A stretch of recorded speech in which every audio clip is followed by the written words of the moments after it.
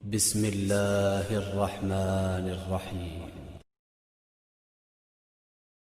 بسم الله الرحمن الرحيم. الحمد لله رب العالمين. وصلى الله وسلم على نبينا محمد وعلى آله وأصحابه أجمعين. Alhamdulillah, ito ang pagpapatuloy natin ng pagpapaliwanag na aklat o kitab at-tauhid na sinulat ng Imam Sheikhul Islam Muhammad bin Abdul Wahhab rahimahullahu ta'ala. Qala al-musannif rahimahullah, babu ma jaa fi himayatin Mustafa sallallahu alaihi wasallam janab at-tauhid wa saddi kulli tariqi wasil ila syirk. So ito para na ipagpapatuloy ng pagpapaliwanag ng bab na kung anong pangangalaga o himaya ng Propeta Muhammad sallallahu alaihi wasallam sa tauhid. Umpisahan natin yung pinaliwanag yung aya. Meron pang natitirang dalawang hadith. So inshallah, isa-isahin lang natin yung mga dalil. Na ito ay laging pagpapaalala sa atin na bilang isang Muslim, kahit gaano tayo patuloy na nasa Islam, talagang hindi tayo ligtas sa anumang uri ng kapahamakan, lalong-lalo na minsan sa paglabas natin sa ating din.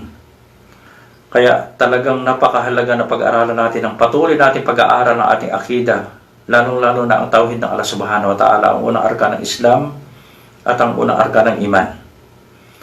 So, mas maganda kung talaga mapag-aralan natin mabuti ang mga detalye sa Quran at sa Sunnah, kung ano ba talaga ang habilin sa atin ng Allah subhanahu wa ta'ala at ng Propeta Muhammad sallallahu alaihi wasallam.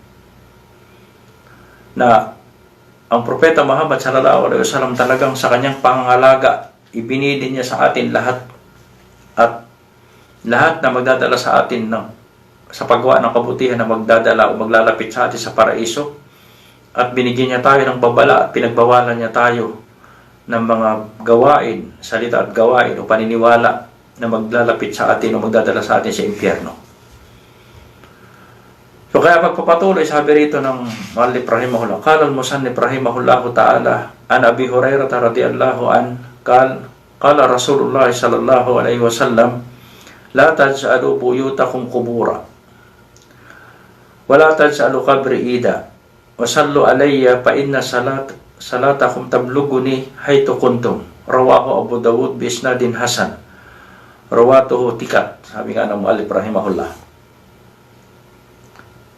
So dito sa hadith na ito ay patuloy pa rin ang pagpapaliwanag sa atin ng Propeta Muhammad sallallahu alaihi wasallam na kanyang pangangalaga, na pagbibilin sa atin upang pangalagaan talaga natin ang ating tauhid o ating paniniwala sa Allah subhanahu wa ta'ala, na mapanatili natin itong ikhlas o malinis na hindi nadudumihan o hindi nahaluan ng anumang uri ng syirk o pagtatambal, ito man ay major o minor.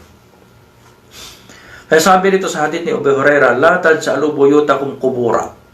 Ito ang unang jumla sa hadith. Ito bali tatlong jumla o tatlong sentence. Sabi rito, huwag ninyong gawin ang inyong mga bahay buyutakum qubura, na kalintulad ng libingan. So ang una dito na binigyan tayo ng aral ng Propeta Muhammad sallallahu alaihi wasallam na ang ating bahay, wag natin itong ihalin tulad sa libingan. Na ang libingan ito ay himlayan o tirahan ng mga patay. Kaya doon, wala nga talaga doon dhikr, wala doon sala, walang dhikr, walang qiraatul Quran, walang dua. Maliban lamang ko talaga may mga special time na may ibig sabihin paglilibing, at yung minsan hindi na may taong hindi nakapagsala, nakasama sa janasa, na lalo-lalo yung kamag-anak. So ito ay may mga, ibig sabihin may mga excuse na pwede natin gawin yung janasa o dua sa masjid para sa makbara o sa libingan para ipagdasal yung ating kamag-anak. O ipagdua, ipagdasal, hindi magdasal sa kanya, ipagdua o ipagdasal. So alam natin na ang bahay, lalong-lalo na ang bahay natin talagang dapat wag dito mawawala ang sala. Ang tinutukoy ditong sala ay ang sala na mga voluntary o mga nawapil o tatawo Pero alam naman natin, kapag bukas na ang masjid, siya na magbubukas na ang masjid. So, ang ating maktuba o mga wajib na salawat dapat sa masjid. Ang rijal, ang lalaki. Sa mga babae talaga, hindi talaga dapat mawalan ng sala, tsaka dikir o kiraatul Quran o dua, o anumang uri ng dikir sa Allah subhanahu wa ta'ala sa masjid o sa bahay, sa ating kababaihan at mga pamilya. At ganoon din tayo na ang pinakamaganda sa isang lalaki na gawin natin ang ating mga nawapil o voluntary sa bahay. Kasi sabi ng Propeta Muhammad sallallahu alaihi wasallam sa Bukhari at sa Muslim, ij'alu min salatikum fi buyutikum wala tattakiduha qubura. Sabi ng Propeta, gawin ninyo ang inyong mga sala sa inyong bahay. Huwag niyo itong ihalin tulad o huwag niyo itong gawin na libingan. Ang tinutukoy dito ay yung mga voluntary na sala. Sabi doon na ang pinaka-abdal na sala ay ibig sabihin mabuting sala sa bahay, pero ang illa maktuba, sabi nga ng Propeta sallallahu alaihi wasallam sa ibang hadith. So kaya itong dito na pinagbabawal ang unang-una, bawal talaga ang magsala sa libingan. Lalo na gawin natin talaga itong salahan. Talaga yan ay hindi talaga yan. Kaya ngayon, halimbawa sabihin natin, bawal magsala sa masjid, hindi naman tayo, sabi, sige, sa libingan na tayo magsala ngayon kasi kanya-kanya tayo. Hindi, sa bahay tayo nagsasala ngayon. Wala talagang dalil na nagsasabi na sa libingan tayo magdasal. Hindi katulad ng mga ginagawa ngayon na gumagaya na sa mga hindi mga Muslim na nagdadasal sa libingan, tumatawag sa libingan, kung anong mga ginagawang pagsamba sa libingan, na akala nila ay naririnig sila ng patay. So ang lahat ng yan ay walang proof. At ito ay babala lalo sa ating mga Muslim na wag tayong gagaya sa hindi mga Muslim sa kanilang mga gawain. At talagang pangalagaan natin ang ating akida, ang ating paniniwala sa kaisahan ng Allah Tabaraka wa Ta'ala. So wag ninyong gawin ang inyong bahay na libingan. So dapat talaga kahit sabihin natin na meron diyang buhay na tao na kumikilos at gumagalaw, pero ang tinutukoy dito ng Propeta Muhammad sallallahu alaihi wasallam, isang bahay na may hay o haya na bahay, ay nandyan ang dikirullah. Katulad ng binanggit ng Propeta, ang kahintulad ng isang buhay sa patay ay yung lagi niyang naalala ang Allah subhanahu wa ta'ala. Sa ibang riwaya o sa ibang halitlatad, sa lubuyutakum makabir, sabi ng Propeta, huwag ninyong gawin ang inyong mga bahay na katulad ng mga libingan. Pain na syaitan yapirro, sabi niya rito, dahil ang syaitan ay umaalis o tumatakas minal bait alladhi yasma suratul Baqarah tuqra'u fihi. Dahil ang syaitan ay umaalis o tumatakas, yapirro, tumatakbo o tumatakas sa bahay na kung saan naririnig o binabasa ang surah al-Baqarah sa bahay. Alam natin pa iba mga hadith tungkol dyan. So, tinutukoy dito ng Propeta Muhammad sallallahu alaihi wasallam sa bahay. Kaya yung mga gumagawa ng mga bid'ah na ginagawang salahan ang kubur o libingan o ginagawang doon nagdudua, doon nagbabasa ng Quran, ang lahat ng yan ay walang proof o ibig sabihin natin sahih na mga dalil. Pangalawang bahagi ng hadith, sabi rito ng Propeta sallallahu alaihi wasallam, wala taj'alu qabri ida. Huwag ninyong gawin o huwag ninyong gawing ang aking libingan na lugar ng Eid o pagdiriwang. So alam natin ang Eid o celebration o pagdiriwang, ito ay ginagawa natin sa Eid al-Fitr at saka Eid al-Adha. At ang ibig sabihin dito yung panahon na laging bumabalik, at ito ginagawa natin sa lugar. Ang Eid, ito ay sa Makkah at saka sa Saman. Halimbawa sa Makkah kapag Hajj. So sa time ng Hajj, tayo ay nag-Eid o nag-gather. Ibig sabihin nag-gather tayo at ginagawa yan taon-taon sa Makkah, sa Masjid al-Haram, sa Kaaba, tapos sa Mina, sa Musdalifah, sa Arafah. So yan ay nagtitipon-tipon tayo ng taon-taon. Meron talaga siyang nakatakdang panahon. Yan ang ibig sabihin ng Eid na bumabalik at nag-iipon-ipon ang mga tao. Nag-gather ang mga tao. Halimbawa, maaaring sabihin natin ito ay usbo, pag Jumaa, ito ay minsan ba sabihin natin taon-taon na bumabalik. So sabi ng Propeta Muhammad sallallahu alaihi wasallam, huwag ninyong gawin ang aking libingan na lugar ng pagdiriwang o ng Eid. Pinagbabawal. Kaya, yung mga nagsiselebrate ng kanyang birthday, ito na naman ay dahil sa kanila. Na pinagbabawal talaga ng Propeta Muhammad sallallahu alaihi wasallam na siya ay na magdiwang, lalo na yung mga tao na pupunta pa sa kanyang libingan para doon magdiwang, o kaya minsan nagtatawa po, nagdudua, o naghahandog na doon ng pag-aalay.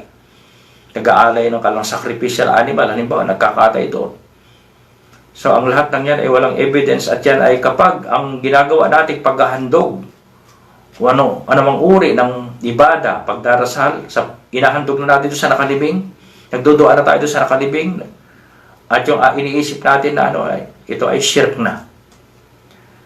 Kung ito naman ay ginagawa lamang nating wasiya o wasila o means lamang, na dahil banal yung tao nando doon, ito ay bida. Kaya lang ito ay papunta sa shirk hanggang bulungan tayo ng bulungan ni Satan, na gawin natin ito hanggang mapagaya na tayo sa hindi mga Muslim na yan ang kanilang gawain. Ang kanilang mga libingan, nagtataasan.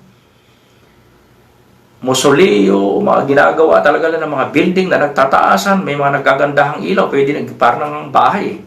So yan ang libingan ng mga hindi mga Muslim na pinagbabawal ng Propeta Muhammad sallallahu alaihi wasallam, at sinusumpa pa niya, la'natullah alal yahudu wan nasara ittaqadu qubur anbiya'ihim masajid. Na ginagawa na nila ang kanilang libingan na lugar ng anumang uri ng ibada o masajid o sujud. Lalong-lalo na ito ay danger talaga. At ang tinutukoy dito na ang isang tao, halimbawa sasabihin niya, every week lagi siyang pupunta sa libingan, hindi pinagbabawal yung paminsan-minsan na hindi natin talaga ito na magtatakda tayo ng takdang panahon. Pero yung sabihin natin, para maalala natin ang akhirah, para maalala natin ang kamatayan, magandang bumisita sa libingan, o kaya naman sumama tayo sa paglilibing kapag may namatay, para lagi tayong makaalala ng tayo ay pupunta rin sa bagay na yan. So, pero yung mag-a-assign tayo ng weekly, pupunta tayo dyan, monthly o ano pa, tapos may makatakda pang panahon, ang lahat ng yan ay bid'a at hindi yan pinapahintulutan sa Islam, at ay gumagaya na sa hindi mga Muslim sa kanilang mga gawain na shirkiya at saka bid'iyah, mga bid'a. Pangatlong nilinaw dito ng Propeta Muhammad sallallahu alaihi wasallam na hindi na kailangan pang pumunta kung gusto mo magsalam sa Propeta Muhammad sallallahu alaihi wasallam, hindi na kailangan pumunta ka sa libingan palagi. Kanya libingan. Kaya minsan yung sabihin natin, halimbawa, yung Hajj, manasik ng Hajj. Ang Hajj, meron siyang arkan na 4. Meron siyang mga, sabi natin, wajibat, at meron siyang mga sunan. Hindi doon kasama hindi doon nabanggit na yung kasama sa mga arkan o sa wajibat o sa sunan yung pagpunta doon sa libingan ng Propeta Muhammad sallallahu alaihi wasallam para maging kumpleto ang yung Hajj. Kaya lang, siyempre, nandito ka na sa Saudi Arabia, lalo-lalo na yung mga galing sa labas ng bansa. Kasi ang pagpunta sa Masjid An-Nabawi, ang sala doon ay 500 times. Ito ang unang-unang pinapahintulutan tayong mag-travel. Ang dahilan ay para sa masjid, hindi para sa libingan. Hindi para sa libingan.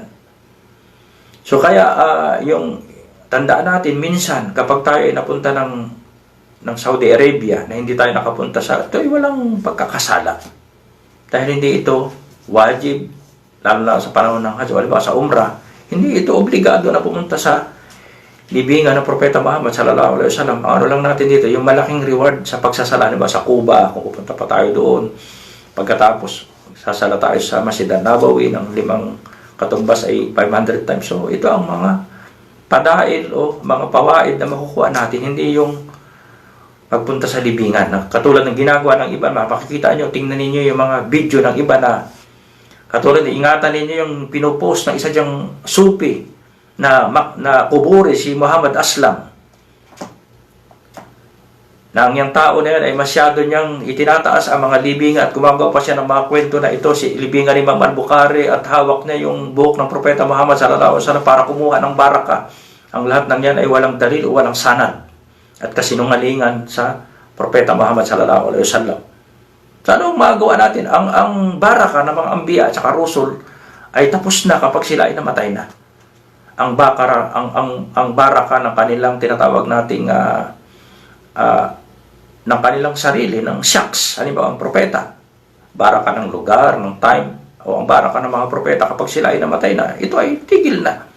Hindi tayo pupunta doon sa libingan para magpahid doon sa libingan ng propeta o sa grill ng propeta o doon sa kaba. Hindi yun. At yan ay pinaliwanag natin sa bab ng tungkol sa baraka. Sa pangatlong jumla, sabi rito ng propeta sallallahu alaihi wasallam, "Wasallu alayya fa inna salatakum tabluguni haytu kuntum." So magsalam kayo sa akin o magsabihin yung sallallahu alaihi wasallam at sa akin, alayya fa inna salatakum tabluguni haytu kuntum. So ipaabot ninyo ang inyong salawat sa akin kahit saan kayo naroon, sabi ng propeta sallallahu alaihi wasallam. Halimbawa, pag Juma, ito ay mga masro na damihan natin ang salawat sa propeta Muhammad sallallahu alaihi wasallam. Hindi na kailangan pang, kung wala naman talagang pumunta pa doon sa Madina, hindi ito obligado na magsalam sa propeta. Yung katulad ng ginagawa ng ibang mga Muslim na talagang hindi binibigyan ng pansin ang pag-aaral ng akida. Halimbawa, sa ibang bansa, galing sila, may pupunta na isang brother mag-uumrah o mag-hajj. Sabihin niya, Aki, o brother, wag mong kalimutan na isalam mo ako doon sa libingan ng propeta. Isalam mo ako sa propeta. Yung iba, isinusulat pa, ilagay mo ito doon sa kanyang libingan. Ilalagay ito, sallallahu alaihi wasallam, salla ala nabi, na nagsasalam siya sa propeta sallallahu alaihi wasallam.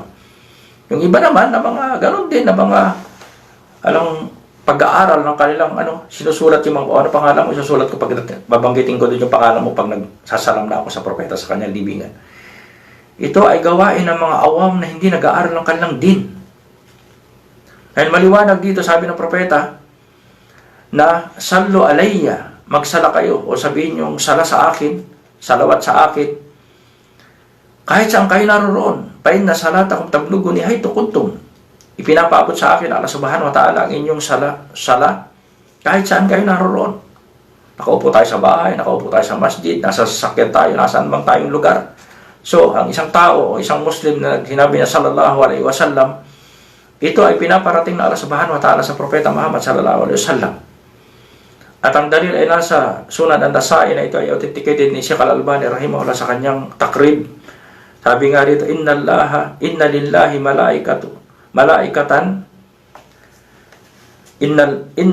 malaikatan sayahina fil ard yabluguni an ummati salam. So sabi rito ng propeta Muhammad sallallahu alaihi wasallam, katotohanan ang Allah, meron siyang inna lillah, ang kanyang mga anghel, kanyang mga sahihin. Ang ibig sabihin ng sahihin, mga umiikot sa mundo, dito sa mundo. Sabi nga dito, fil ard. Pagkatapos yung mga umiikot na yun, kapag narinig nila yung isang tao nagsasabi ng sallallahu alaihi wasallam, sabi nga rito, ipinapaabot ng anghel. Dinadala ng anghel sa pamagitan ng kung ano ang iniutos ng Allah subhanahu wa ta'ala sa mga anghel. So yan ang natin, hindi na kailangan pang sumulat tayo, magbilin tayo sa ating kapatid na Muslim. Yung ipagduan natin sila sa Allah subhanahu wa ta'ala, yun, walang problema yun. Pero sabihin natin, isalam mo ako sa propeta Muhammad sallallahu alaihi wasallam, ikaw ang magsalam para sa akin, ang lahat ng yan ay walang dalil. Yan ay bid'ah, at yan ay kapag pinagpatuloy natin ang ganyang uri ng mga gawain na gumagawa tayo at nag-iisip tayo, nagsasalita tayo ng mga salita at gawa na wala tayong mga evidence o proof nagmula sa kitab at saka sa sunnah, tayo magiging dalal. At ang pagpatuloy natin sa pagtahak ng dalal o ng dalala ay maaari tayo mapunta sa mga danger na bagay na magpalabas sa atin sa Islam. So ito ang natin na ang isang Muslim dapat talagang bigyan natin ng priority ang ating akida.